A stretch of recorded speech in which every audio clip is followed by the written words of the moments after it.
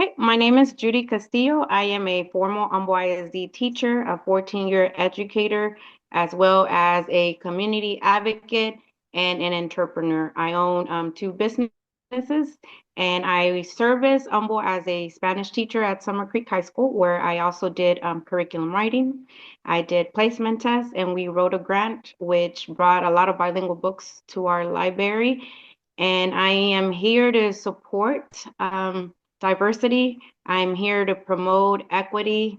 And, we have not seen anyone, that promotes educational with an educational background in the school board. So it's time for a real educator to sit on the school board that knows what is needed in the classroom, what is needed for staff, for teachers, for parents, and, real educators makes a real change. So that's a little bit about me. Mi nombre es Judy Castillo. Me estoy posicionando para la posición número 5. Un poquito sobre mí, soy una educadora, 14 años, he sido educadora, trabajé para el distrito de Ambo por 6 años y medio como maestra de español en la escuela Summer Creek. También soy dueña de 2 negocios y también soy una activista comunitaria. He hecho bastantes cosas para el distrito, hicimos un examen de español.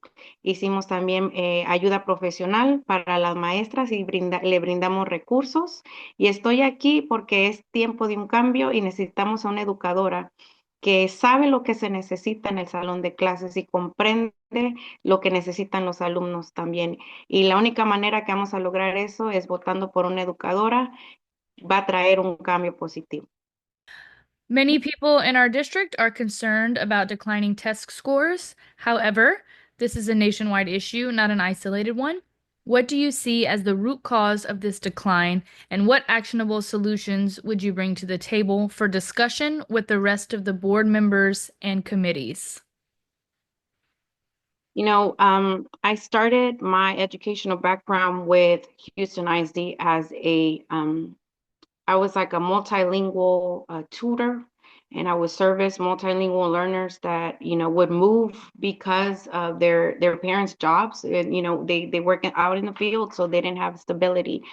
And the reason why, how we would target those students, I would love to implement it for all of our students. How can we implement, because the goal was to help them pass their START test. And I was given a caseload about 30 students. And how did the multilingual department service those students was analyzing data and creating an intervention plan, an early intervention plan. So if we analyze data and we, create a intervention plan very, very early, we are able to see which needs the students are. We can identify the students that are struggling. Then we can implement a personalized learning plan. And this is what we did for every student. We created a personalized learning plan, and we would mentor. And I can tell you, as a former, migrant tutor that I did with those students, I was giving 30 students, and in less than a year, we promoted their math scores, their reading scores, their science, and their history scores. And out of the 30 students that I was giving, 29 29 of them passed their START test. And after that, I completed my first year with that program. That's when my supervisor encouraged me to go into teaching and do my teaching certification through Region 4. But I believe that the only way we can target test scores is by implementing a piloting program like they did there, analyzing data, implementing a personalized individual learning plan for every student, and creating a mentoring plan. What we would do is we will do pull-outs during like enrichment time. We would do pull-outs, and we make sure we tutor them after school, before school. If they don't want to do pull-outs, we will do before or after school. And this will very, very, very promote, as well invest in professional development for our teachers. How can we help educators is provide those professional development that they need so they can have, the resources, and they can have especially innovative strategies to help and implement, in their classroom. And let's not forget about mental health as well. Mental health is crucial in improving test scores as well. It is no secret that the current financial status of our school district is concerning, due in part to wasted funds on lawsuits related to construction issues, Title IX investigations, and other legal matters. Moving forward, what steps do you believe we can take to recover from this negative balance? Additionally, how do you intend to ensure that similar lawsuits are avoided in the future? Well, first of all, we need to have a transparency, of course. We need to know as residents where our money goes and where, exactly. And one of the things, my goal is to have an agenda, a 10-minute, 20-minute, whatever it takes. We need to know exactly every month where our money's going and how much is coming back and how much we spend. So first of all is, having a transparency agenda and conducting a thorough audit. Anywhere where you go and there's a hot mess, how are you going to clean up the hot mess? Well, you need to know what's going on, right? And having an audit, we're going to know exactly where our unnecessary expenses are going. We can reallocate funds to go toward essential programs. And I would personally advocate for cost saving measures, such as like renegotiating contracts that we currently have. How can we reduce those contracts as a businesswoman that I am, and something that as Latinos that we do is we tend to say, cuánto es lo menos, what's the less that we can do? So we can renegotiate contracts to reduce the cost, as well as reduce like administrative inefficiencies. And seek one of my main goals as a community advocate that I am and community leader is try to seek those public and private, partnerships to supplement the funding that we have spent on lawsuits. But more things that I want to focus on. As you all know, I had, and I'm going to say in the past tense, I had a lawsuit against Humble that last week I dropped because one of my main focuses is there's no need to have a lawsuit when we can have an open communication. When you can sit down to the board and speak to the board members, and that will resolve that can, disputes before escalating into, a costly lawsuit. That is my main focus. Having a mediation before, having an open communication will reduce the needs and all the money and all the lawsuits that we had, and the focus will be especially, on our students, and the funding will be especially on our students. While I understand that high schools are implementing the Evolve weapons detection system, this does nothing to address the issue of fights on campus. As a parent of a child who was attacked in a classroom, I am deeply concerned that incidents of fighting and mutual combat continue to rise, with a 13.7% increase in the 2021-2022 school year, which was our first year back from COVID. This is a two-part question. What actionable violence prevention measures will you propose to the board and its safety committee at all grade levels? And if your proposal requires funding, how do you suggest securing it? This is a great question, coming especially from a high school working at Summer Creek High School where there was a fight every other day. And if it wasn't every other day, especially before the break, you had 3 fights in one day. And how can we did it, how can we approach those fights? How can, I believe more in a comprehensive approach, which includes mental health. That's my main focus for my campaign, because if you address mental health, that reduces conflicts and it creates a stronger campus, right? One of the main focus is partnering with, our great program that we have, counseling services and health services, but not just within our school, but also with community outreach. We had recently a mental health awareness convention that Humble provided. And then I can count, it was more than 100 tables that I saw there. And I questioned myself, why can not just have one day of mental health awareness convention? Why can't these people that you invited to this convention, why can't they provide a service, a day of service to our campus? And with providing those resources, I believe if we address mental health, that will reduce behavioral issues. Students, we can address the struggles, the emotional struggles that they have, and we can address it before it escalates into violence.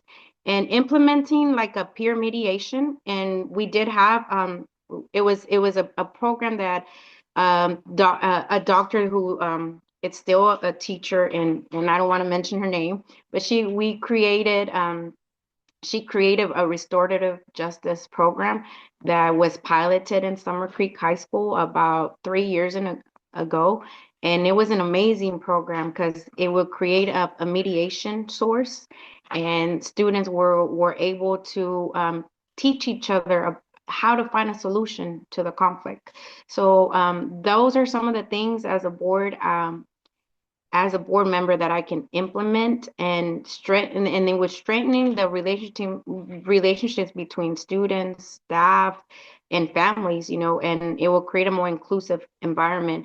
So one of the things that I am doing right now at the moment is I'm working hand in hand with Midtown Houston, and we are creating it's called a transformative theater. Right now, what we're doing is a group of Humble ISD students. It's a pilot program, and I won a grant with Midtown Houston, so I put it in place with students, and it's to target mental health, is to talk about bullying, but not it builds self-esteem on these students, and it's a program that it takes place in 5 days, 5 workshops, and then the ending program is a theater show that is put out to the public. And this show is going to take place actually this Sunday coming up, April 6th. Everybody is invited.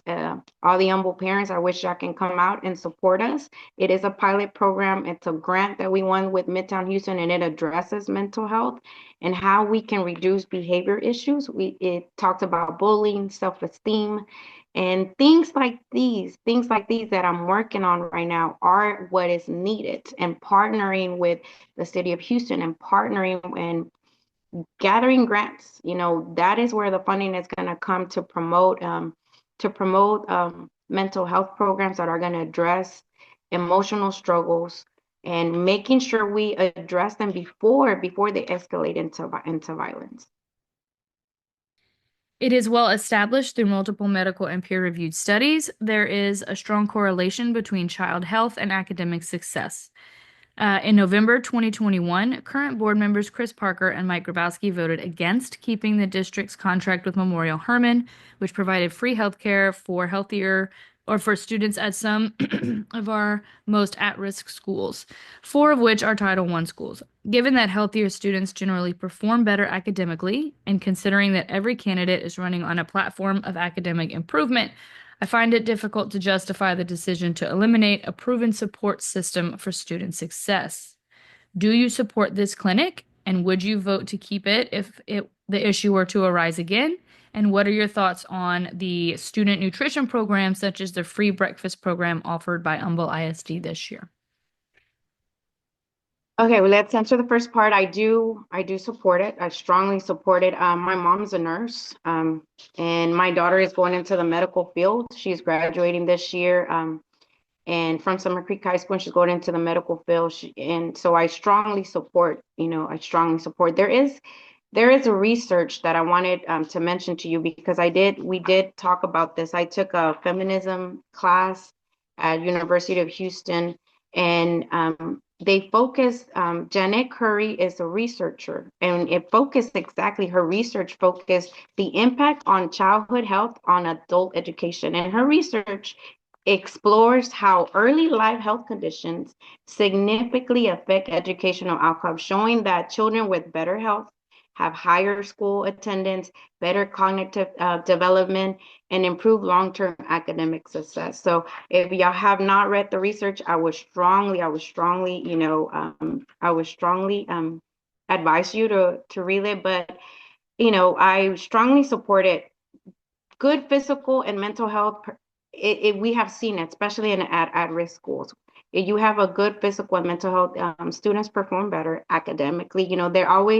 They're there's always the notice that, teachers give students, hey, make sure you sleep well, make sure you eat well before your STAR exams. Why are our teachers saying this? Because, if a student has not eaten, if a student is not sleeping well, they're not going to be engaged and they're not going to be, performing at their best.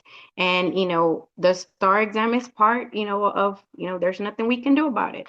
So if we focus and if we partner with Memorial Hermann, our students are going to physically, and mentally perform better. They're going to have better grades, and attendance rates are going to be, and they're going to be more engaged.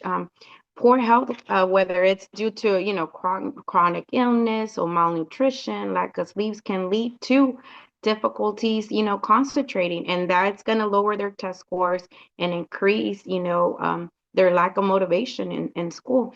So I would definitely, support any alliances that we can have with a health clinic. As to the other question that you asked, if you can repeat it really quickly. Yes. What are your thoughts on the student nutrition program, such as the free breakfast program offered by Humble ISD this year? My thoughts about it, I strongly support, especially because we have at-risk students. We have at-risk students, we have students that are on food stamps and Medicaid, and we need to support those students that, especially our Title I schools. Any family that needs support, I believe it's an amazing program that we are offering, the free breakfast. And, not just, it shouldn't be just free breakfast. If we can, lead it to lunch as well. As a teacher that I was working there, there's many students that sometimes didn't eat lunch. And sometimes I had to go downstairs and buy their lunch for a lot of these students, in my own classroom. Or I will let them, I would split my lunch and give them some of my lunch if that was needed sometimes. But we don't see the need. We think that because Humble it's a medium, mostly medium average, that there are families that are okay. There are not families that are okay, especially with our economic crisis right now. People are living paycheck to paycheck, paycheck, paycheck. So if we can extend our program not just for free breakfast, but for also lunch, that would be a tremendous and partnering up, especially if we talk about funding, how can we do that? Partner up with local communities, engage, companies that can help us bring that program and bring those resources to our students, so we won't have any need, and students can perform, at their best because they have a full stomach. How do you feel about vouchers? Are you for or against them? I am against school vouchers, especially for our Title I schools. They do not service our schools. It would, not benefit any of our students. So I'm very, against it. I am working at the moment with state representatives as well, Congress people in our state, in our city as well, to give me any heads up as to what's going to happen, especially with not just vouchers, but 504 as well. As a mom that has a 504 student, and that's my second concern in my campaign is special education. I am working hand in hand with state representatives and getting if it's signatures needing, whether it's protesting, whatever they need, I am there, and I want to know, how can I help Humble? What can I do? What can I bring back to Humble after I meet with these people? How can I help? What can we do to help? And that is my motto, is I am here to help, and what can I do to help? Well, thank you guys. Once again, my name is Judy Castillo. I'm a 14-year educator, and it's time we bring, the motivation, the engagement back into the classroom. And the only way we're going to do that, it's by having a teacher that understands what's needed in the classroom, and having a teacher that understands and builds relationships with students, as well can involve the community to bring great resources. Mi nombre es Judy Castillo y estoy aquí porque soy una educadora y necesitamos un cambio positivo. Y la única manera de crear ese cambio positivo es que le elijan a una maestra que sabe lo que se necesita en el salón de clase y lo que se necesita nuestros alumnos para ser los mejores. Así que voten Vote for Judy, position 5 for Humble ISD. Early voting, it's April 22nd. Voten por favor, Judy Castillo para Humble ISD. Posición número 5, las votaciones tempranas son abril 22. Un cambio para una maestra es el único que ocupamos.